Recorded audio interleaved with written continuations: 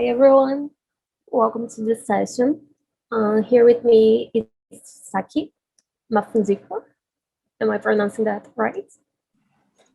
So Saki is the founder and director of the Zimbabwe Institute of Digital Arts, ZIVA. It's a design and media training college in Harare. sorry, Harare. He has been published widely on designing cultural issues. He lives, works, and farms in Harare. Harare. Yeah. Sorry, it's hard for me. So he's gonna talk to you. You can go. Okay. Well, I'll say good afternoon simply because it's afternoon here in Harare. It's 2:30. So I don't know where everybody else is. Maybe good morning for some people. But I'm very happy to be here today. This is an amazing thing that you can talk to people in different parts of the world, really, at the same time. So if there's only one thing good about COVID, this would be it. And there's nothing else that's good about that. So I'm just going to start. I'm going to share my screen.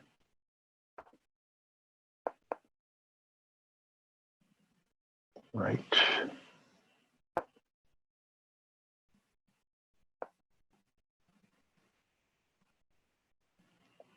Okay, so here goes. Design is the oldest and the most deeply rooted creative expression on the continent. Traditional masks and artifacts like headdresses were design objects intended for practical or spiritual use, reproduced traditionally by craftsmen and artisans of varying ability. That is according to Azu Nwagubogu, a curator and art critic from Lagos, Nigeria.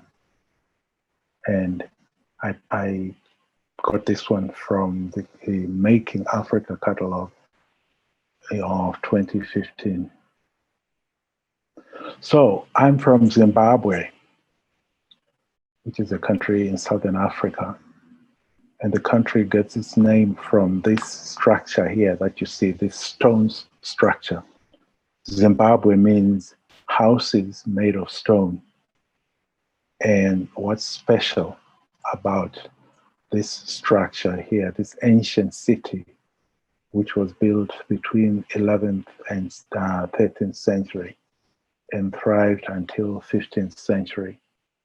What's special is that the walls have no foundation and they are not held together by mortar. The blocks of granite are freestanding. And what we're going to do is enter the portal, get into that ancient city, and take a small journey, a short journey into the past to see the achievements of Africans as far as design is concerned. We contend that design has always been in Africa from the first day. But the problem is that sometimes we fail to connect the dots really, to see the design for what it is. So I'm going to try to help you with that. So we begin, of course, with Egypt and the pyramids, which are design, engineering, and architectural wonders, which were built, constructed by Africans of antiquity. And as you know, Africa is a huge continent.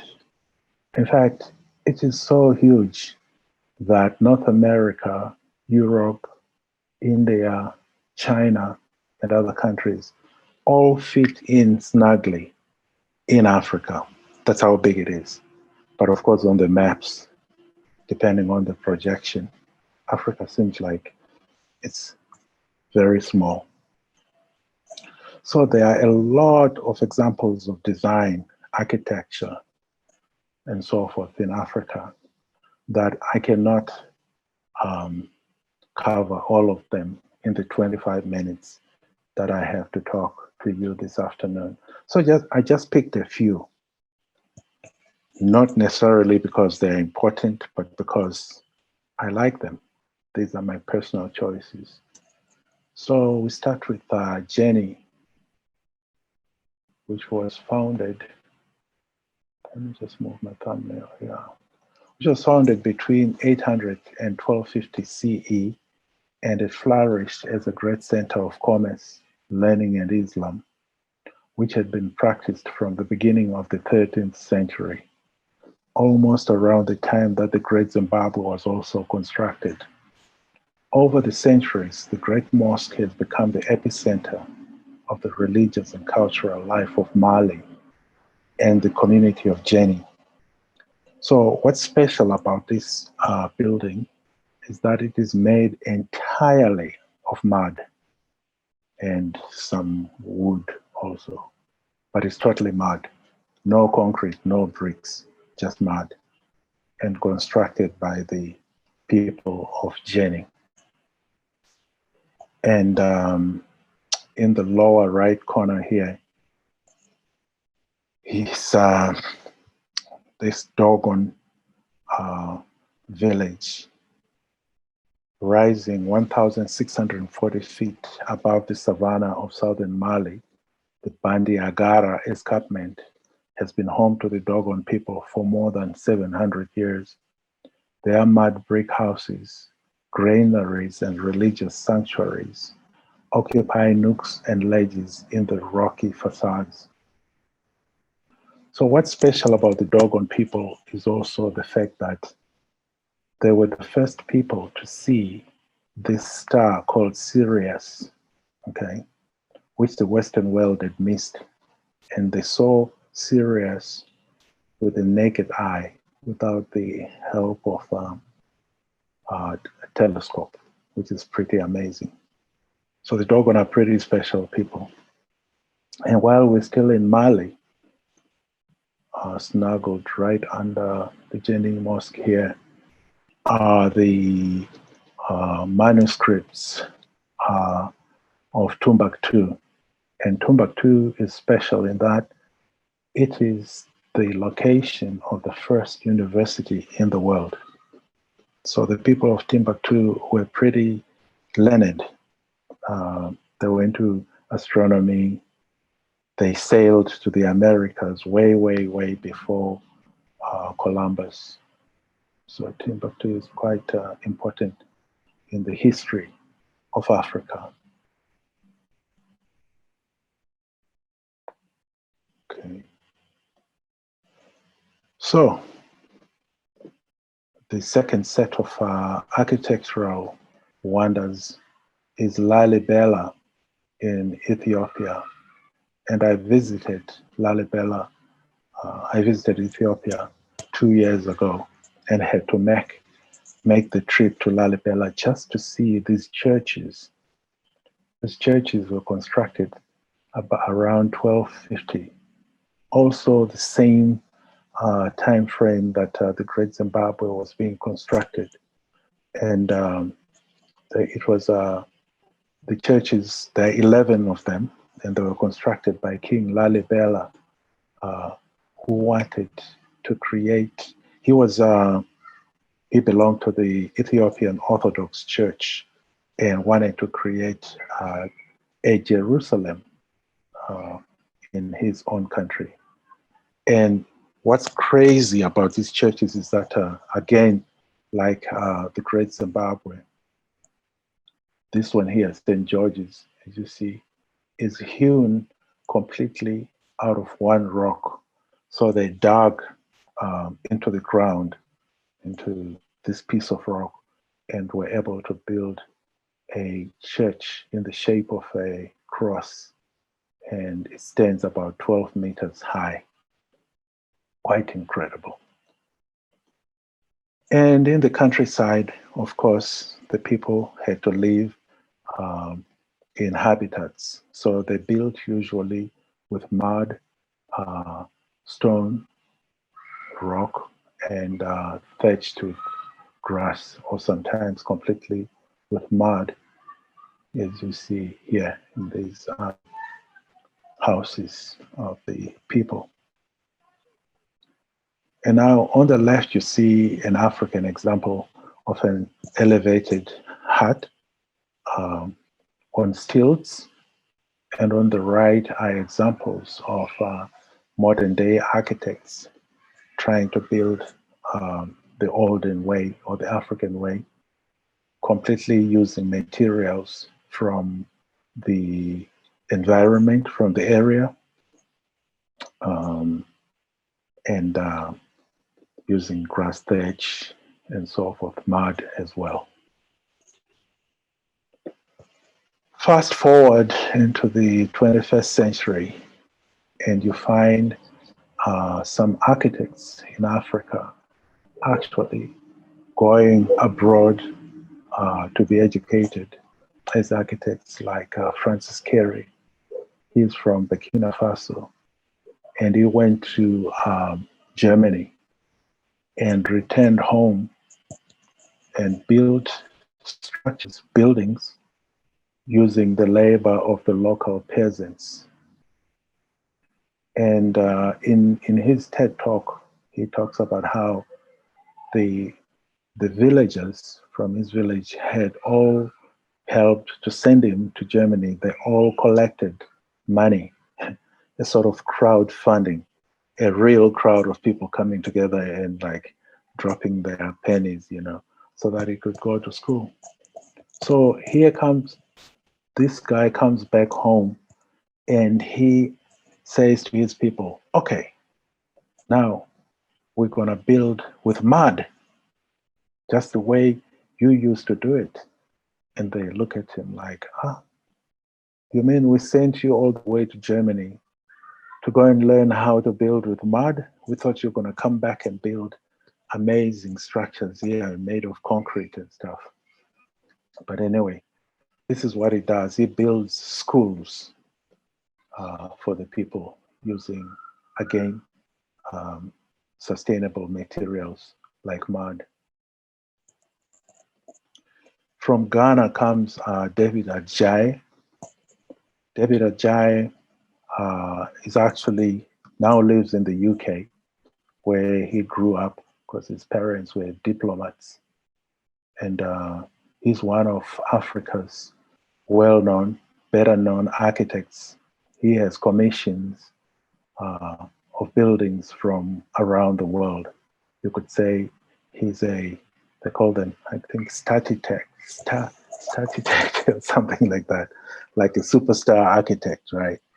So, but I completely love this one, which is a new building, and it's in Washington, D.C., and it's called the National Museum of African American History and Culture. And basically, here he went back into the past in terms of like the design, borrowing from African American design, and also from African design. I really love this this one here. It's called the reflective room. So you basically have water, okay, like flowing in and then splashing into a reflective tool. So you can go in here and just sit and chill and get your mind together, listening to the water, this waterfall.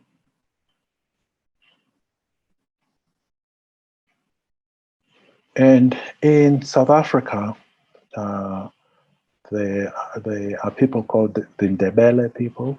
You also find them in Zimbabwe, but they are more prevalent in South Africa. and they build their houses and paint them in these bright colors, geometric shapes and colors. And it is a skill that is taught to young girls when they are little. And they grow up sometimes to become world famous, internationally known painters and artists. This is the most well known of them. She's now Dr. Esther Mahlangu, who has been doing it all her life, basically. And I wrote here, all hail the Nkosikazi. Nkosikazi is queen in Ndebele or Zulu. So one of her best known commissions was to paint a BMW car in her Ndebele, unique Ndebele style. So today she also paints upscale cars like the Rolls Royce. Indeed, queen of design, African queen of design. And then we move over to the Congo, where you have the Mangobetu people, who had a very sophisticated sense of style way before first contact with Europeans, as you can see here in the woman on the left and the man on the right, Mangbetu style.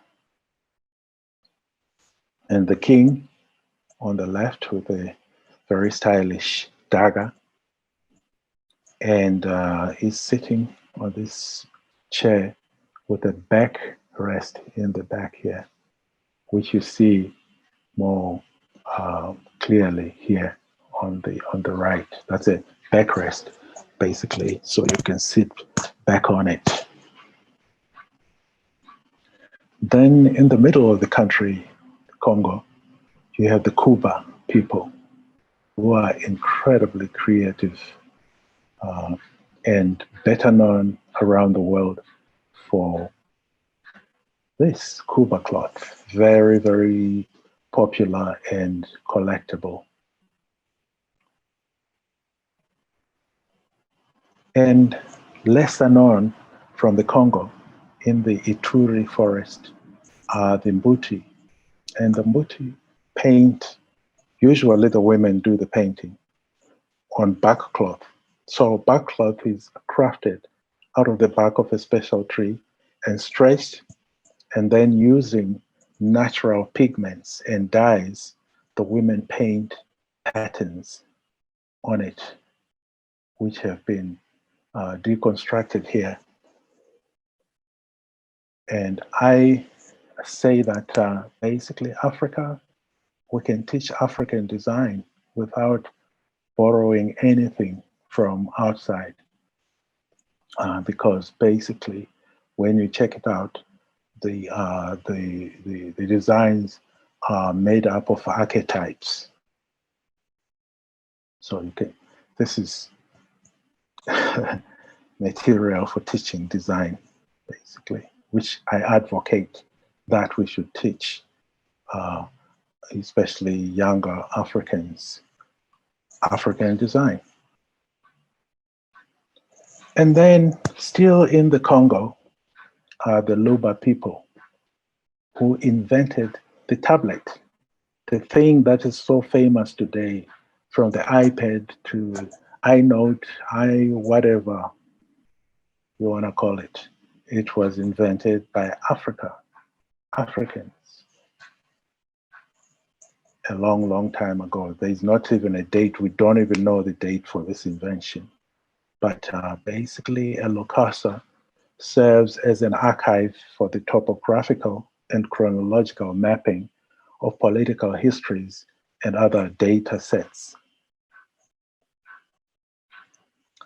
Ethiopian processional cross, showing African fractals, which are very, very common across Africa in all forms of design work, from thatching, roof thatching, too, as you can see, crosses and other objects. And I would suggest that if you want to learn about African fractals, which is modern computing and indigenous design, you have to pick up this book here by Ron Eglash. It's an amazing book. And then, you know, furniture design. Africa has been producing unique furniture throughout history. So sometimes when especially young designers approach me and they want to know where to find inspiration in Africa for furniture design or product design, I always say, you are not looking in the right places. It has always been there, but we never considered it as design. Ceramics.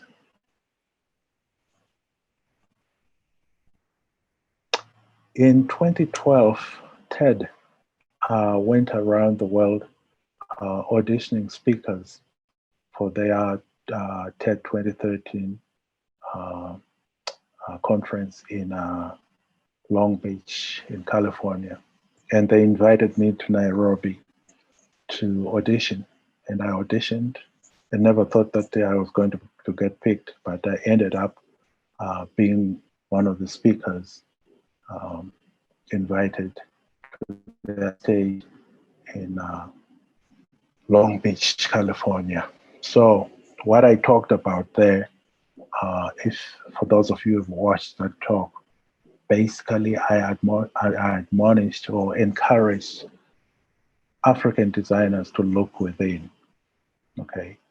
Everything that Africa needs in terms of design is within Africa. So we should stop this practice of thinking that design is a Western construct and that good design only happens when it comes out of the West, you know, the US, Europe, and so forth. And I also talked about the school I founded in Zimbabwe, ZIBA, the Zimbabwe Institute of Visual Arts, which has just recently migrated online. And I also talked about my book, The African Alphabets, Africa with a K. And that's the thing that really just like, I have to laugh or chuckle because I get so much flack about why do you spell Africa with a K? Why not? Whoever said Africa is C? There is no sound in Africa, in any African language, right?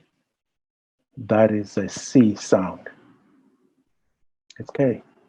So that's my response.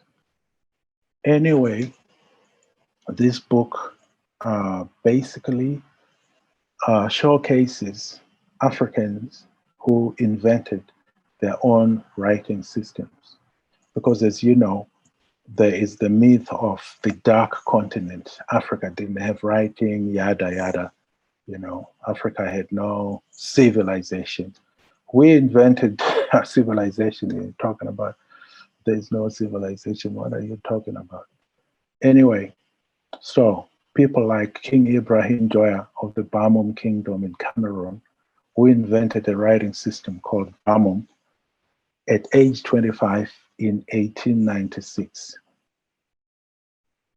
And this is the writing system, a syllabary.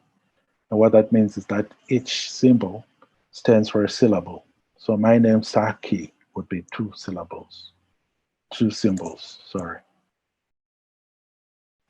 The Jokwe people, pictograph, Jokwe people of Angola, this is the story of creation.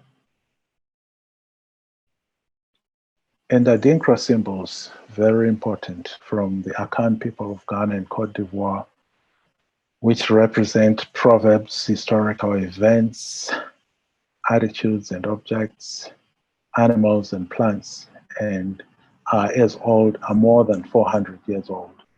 And of course, my favorite one is Sankofa, which is return and get it, learn from the past.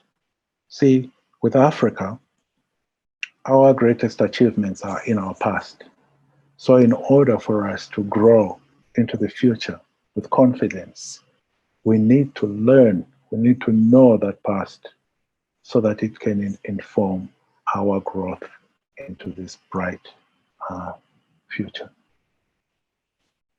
Nguni, or Bantu symbol writing from South Africa.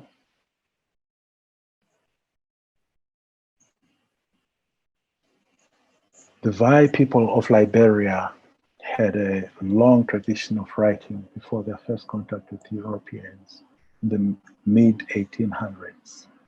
It is still alive and well today, in use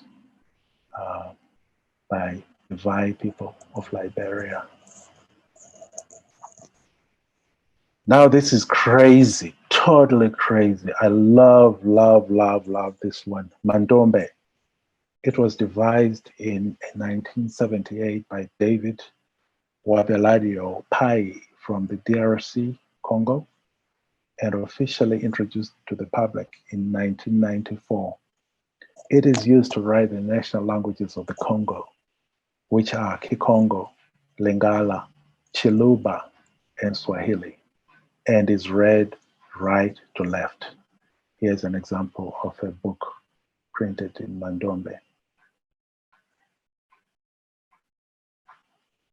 And then more current, more contemporary is Adlam. The alphabet was created in the 1980s, quite recently, by brothers Ibrahima and Abdoulaye Berry from Guinea, who decided that their language, Fulani, needed its own alphabet. The government of Guinea wasn't really impressed with this move, especially because it just caught on like wildfire.